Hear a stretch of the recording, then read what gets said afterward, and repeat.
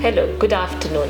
I am Dr. Puneet Rana Arora. I am the director of CFAR, Center for Infertility and Assisted Reproduction based in Gurgaon. Let's continue our series of awareness talks. आज हम बात करते हैं freezing. Freezing क्या होती है reproductive medicine में? Freezing का मेडिकल नाम है विट्रिफिकेशन। विट्रिफिकेशन के बारे में आपने सुना होगा, पढ़ा होगा। ये हम करते हैं यूज हमारे बहुत सारी चीज़ों में, इन IVF, इन एग फ्रीजिंग, इन स्पर्म फ्रीजिंग।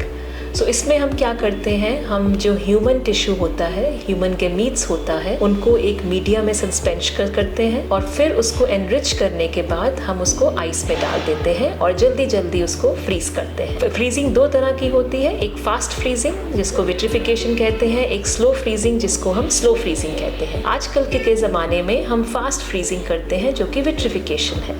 इसका फ़ायदा क्या है, उसमें ह्यूमन टिश्यू में आइस क्रिस्टल्स नहीं बनते बिकॉज जैसा आप सब जानते हैं कि ह्यूमन टिश्यू एक बहुत ही सेंसिटिव पीस ऑफ टिश्यू होता है। अगर उसमें आइस जम जाएगी तो अगर हम उसको यूज़ करना चाहते हैं तो उसका इफ़ेक्टिवनेस इतना अच्छा नहीं आएगा। सो इसलिए हम इसको फास्ट फ्रीज करते हैं ताकि आइस टिश्यू ना बने उसके अंदर। हम किन चीज़ों में यूज़ करते हैं, जैसे मैंने कहा एग फ्रीजिंग।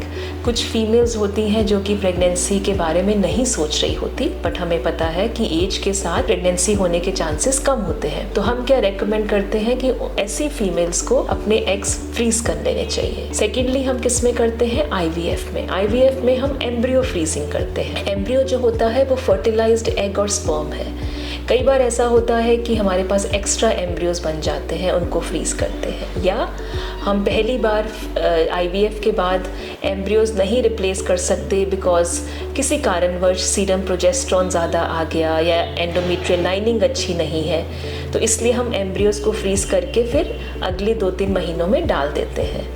तीसरा इंडिकेशन होता है स्पर्म फ्रीजिंग। स्पर्म फ्रीजिंग मतलब जो स्पर्म्स मेल्स में होते हैं उनकी फ्रीजिंग। इसके कारण मेनली होते हैं पेशेंट्स जो कि कैंसर ट्रीटमेंट के थ्रू जा रहे हैं, उनको हमें पता है कि उनका स्पर्म काउंट कम हो सकता है, तो इसलिए हम रेकमेंड करते हैं before they start their chemotherapy या रेडियोथेरेपी या कोई भी कैंसर ट्रीटमेंट, वो अपने स्पर्म्स को फ्रीज कर लें ताकि हम उसको सेव कर सकें और डैमेज से बचा सकें। ऑल्सो अगर कई बार जैसे हम ट्रीटमेंट देते हैं अपने पेशेंट्स को IVF का, तो उसमें हस्बैंड कई बार अवेलेबल नहीं हो पाते क्योंकि उनका ट्रैवल होता है, तो हम उनका स्पर्म फ्रीज करके रख लेते हैं। सो फ्रीजिंग जो है वो बहुत ही इंपॉर्टेंट एस्पेक्ट है हमारी केयर का और बहुत ही ध्यान से करना चाहिए और एक अच्छा सेंटर चूज करना चाहिए बिकॉज ध्यान से प्रिजर्व किया हुआ sample can be as good as an original. Thank you so much.